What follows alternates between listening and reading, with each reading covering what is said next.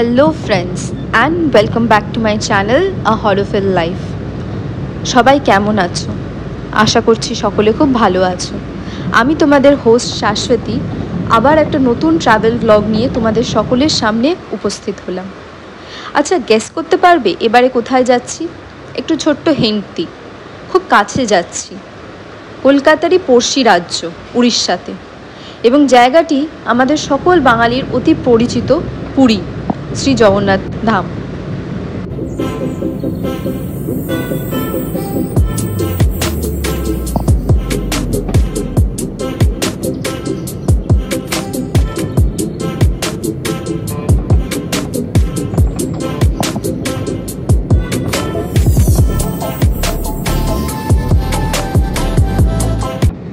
পুরী যাওয়ার এই প্ল্যানটা খুব সাডেনলি হলো।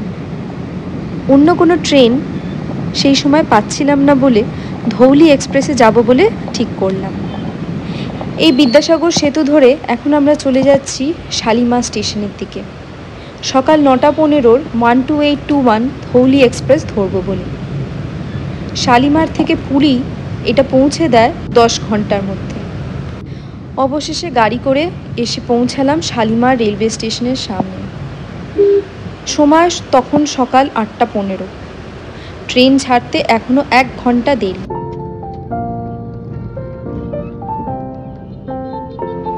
শালিমার স্টেশনের 1 নম্বর প্ল্যাটফর্মে পৌঁছে দেখলাম ধৌলি এক্সপ্রেস অলরেডি স্টেশনে এসে পৌঁছে গেছে।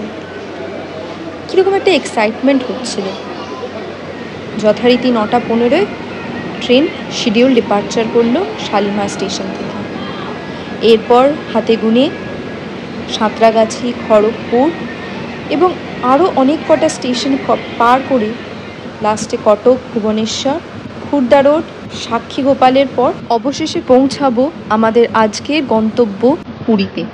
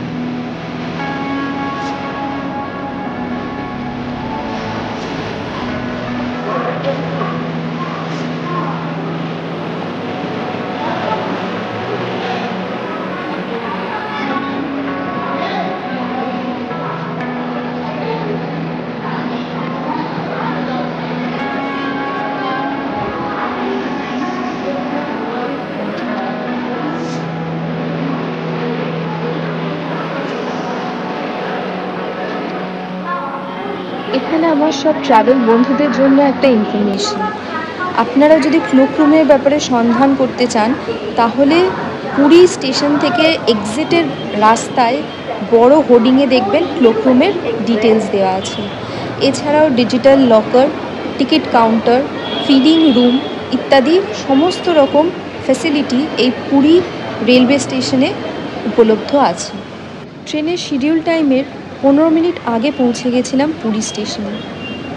কতবারই না এসেছি এখানে, কিন্তু যতবারই আসি না কেন পুরীর প্রতি টানটা বরাবর একই রয়ে গেছে।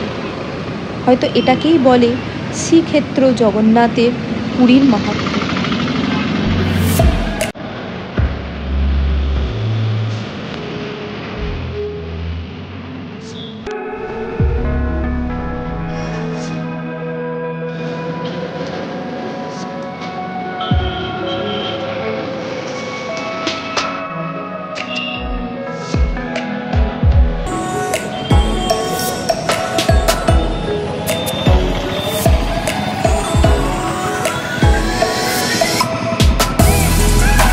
রেল স্টেশন থেকে হোটেল যাওয়ার জন্য একটি রিক্সা করলাম।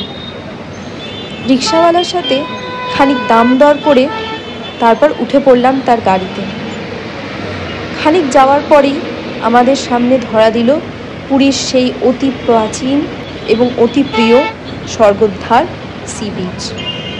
চারিদিকে মানুষের ঢল, গাড়ি ঘোড়ার আওয়াজ, হর্ন, ব্যস্ততম রাস্তা। এই পুরীকেই তো আমরা ছোটবেলা থেকে দেখে এসেছি, কিন্তু এখন নতুন নতুন অনেক অ্যাডিশন হয়েছে, অনেক ইনফ্রাস্ট্রাকচার ডেভেলপমেন্ট হয়েছে, আরও হোটেল সংখ্যা বেড়ে গেছে। আমাদের ছোটবেলায় পুরী হোটেলই ছিল অনন্যা।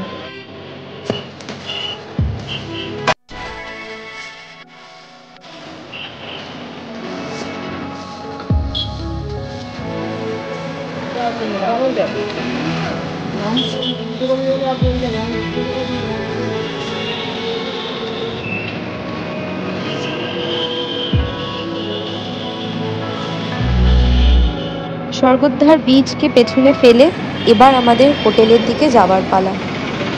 এই ব্যস্ত রাস্তা ধরেই দোকানপাটের পাশ দিয়ে আমরা অবশেষে আমাদের হোটেলের খুব কাছে চলে এলাম। ল্যান্ডমার্কটি ইসকন টেম্পল পুরীর কাছে। হোটেলটি আমাদের বহুবার আসা এবং সেই কারণেই বারবার এখানেই আমরা রুম বুক করে আসি। হোটেলের সার্ভিস যথেষ্ট ভালো এবং এটি সমুদ্র থেকে মাত্র 5 মিনিটের দূরত্বে, সুতরাং লোকেশন ওয়াইজ খুব স্যাটিসফাইড লাগে। হোটেলটির নাম হলো দ্য লর্ডস। এর যাবতীয় ডিটেলস আমি এখানে শেয়ার করে দিচ্ছি। এবারে আমরা যে রুমটা পেয়েছিলাম সেটা রুম নাম্বার হচ্ছে 301। এটি 2nd ফ্লোরে এবং আপনাদের একটা কুইক রুম ট্যুর দিয়ে দিই। না, পরে করো। ঢুকেই ফার্স্টে একটা মিরর, একটু পরিষ্কার হলে বেটার হতো, বাট স্টিল ইটস ফাইন। দুটো চেয়ার রাখা আছে, একটা টেবিল দিয়েছে, জানলা আছে এবং সেখান থেকে দেখতে পেলাম ও ওয়াও, একটা ব্যালকনিও আছে। এবার এই জায়গাটা হচ্ছে kitchen set up. In case যদি কেউ রান্না করে থাকতে চান সেটার অ্যাভেলেবিলিটি, যেমন থালা বাসন ইত্যাদি সমস্ত কিছু পাওয়া যাবে, ইনক্লুডিং গ্যাস এবং সিলিন্ডার। এরপর রুমে টিভি আছে এবং একটি কাবার্ড দেওয়া আছে, যেটি এরকম কাইন্ড অফ ডিসেন্ট। এবার একটা বড় কিং সাইজ খাট আছে, যেখানে 3 জন মানুষ আরামসে থাকতে পারবে। এখানে বলে রাখি রুমটি হচ্ছে নন এসি এবং এর ট্যারিফ হচ্ছে ইন্ডিয়ান রুপিস 800 পার ডে। এবার চট করে ব্যালকনিটা দেখে ফেলি। রুমের সাথেই অ্যাটাচ ব্যালকনিটা ডিরেক্ট রাস্তার দিকে ওপেন হচ্ছে। ভিউটা সত্যিই খুব ভালো লাগলো।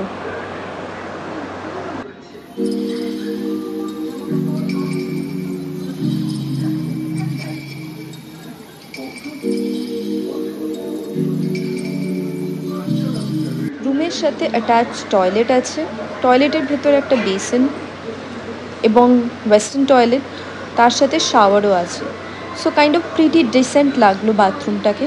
আমরা ফ্রেশ হয়ে বাইরে বেরিয়ে পড়লাম এবং এইবার আমরা দেখছি হোটেলটিতে এরা লিফট অ্যারেঞ্জমেন্ট করেছে, যেটি গত বছর আমরা দেখতে পাইনি যখন এখানে এসেছিলাম। তো এটা একটা খুব ভালো জিনিস, কারণ এখানে 2nd ফ্লোর 3rd ফ্লোর আছে, তো উইথ লাগেজ বয়স্ক মানুষদের ওপরে যেতে খুব প্রবলেম হতে পারে। তো সেই কথা ভেবেই এটা একটা খুব ভালো ডেভেলপমেন্ট করেছে এই হোটেল, যেটা দেখে আমার সত্যিই খুব ভালো লাগলো। এখন রাত 8টা বাজে। ফ্রেশ হয়ে ফাইনালি একটু বেরোলাম।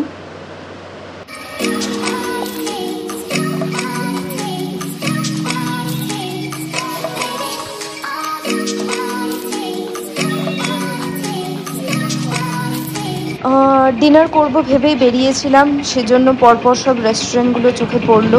ফার্স্টই অ্যারোমা অফ স্পাইস, তারপরে এই মামা ভাগ্নে রেস্টুরেন্ট, যেখানে বিভিন্ন রকমের থালি, ভেজ থালি, ফিশ থালি, সেগুলো দেখলাম। হাতে করা রুটিও হচ্ছিল আশেপাশে, এবং তারপর মমতা রেস্টুরেন্ট, এরকম নানান রকমের রেস্টুরেন্ট চোখে পড়লো। তার মধ্যে আরেকটা খুব অনন্য হচ্ছে 13 পার্বণ রেস্টুরেন্ট। এটার ব্যাপারে আমি বহু মানুষের কাছে খুব পজিটিভ রিভিউ দেখেছি এবং নিজেও এখানে গেছি 1-2 বার। তারপর গাঙ্গুরামের খাজার দোকান চোখে পড়লো। তো এরকম পসরা নিয়ে দুধারে সমস্ত রকম দোকান দেখতে দেখতে আমরা এগোতে থাকলাম। বেসিক এজেন্ডা ছিল দুটো জিনিস, এক হচ্ছে ডিনার করব আর দ্বিতীয় হচ্ছে খাজা কিনবো। তো সেটা ভেবেই এই বাজারের দিকে আসা। তো চলো দেখা যায় কী করি।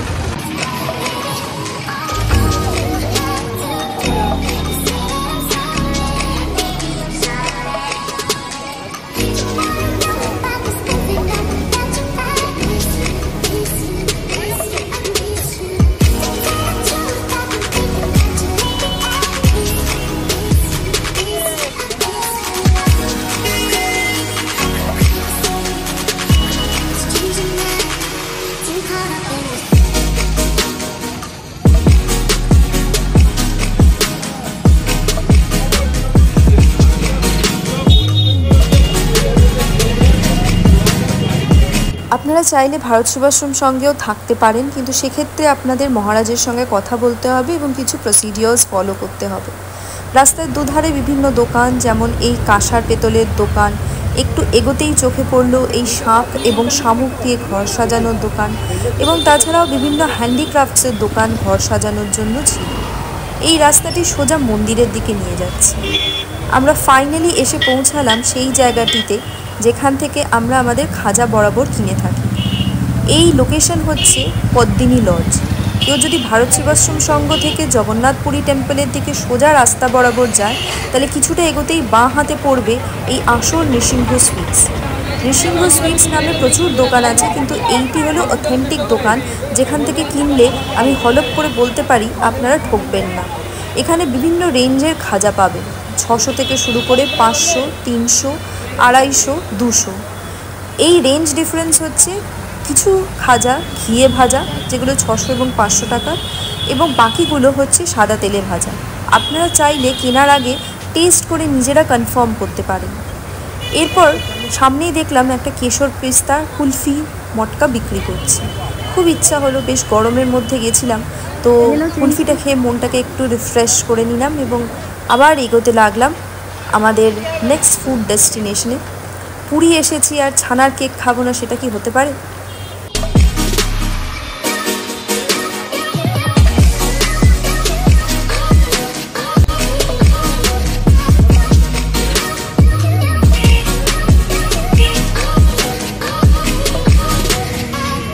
আড়ম্বরহীন একটি ছোট দোকান, the test of Puri sweet shop. যখনই পুরী আসি এই দোকানটাতেই বারবার ফিরে আসি ছানার কেক খাওয়ার জন্য। স্বাদ অতুলনীয়, জিভে একবারে মিলিয়ে যায়। তার সাথে এই গরম গরম রসগোল্লা, আহা, যেন অমৃত। আমাদের সেই পরিচিত দোকান থেকে ছানার কেক খাওয়া হয়ে গেছে, আর টাইমও নেই, এনার্জিও নেই। পুরীর মন্দিরটা একদম সামনে ছিল, কিন্তু আর যাওয়া হলো না এখন। ঠিক আছে, তাই সকালবেলা আসছি জগন্নাথ দেবকে দর্শন করবার জন্য, একদম ভোরবেলা উঠে স্নান টান করে। এখন যাব রাতের ডিনারটা করতে আর জলটা নেব, ব্যাস। তারপর গিয়ে একটা ভালো ঘুম।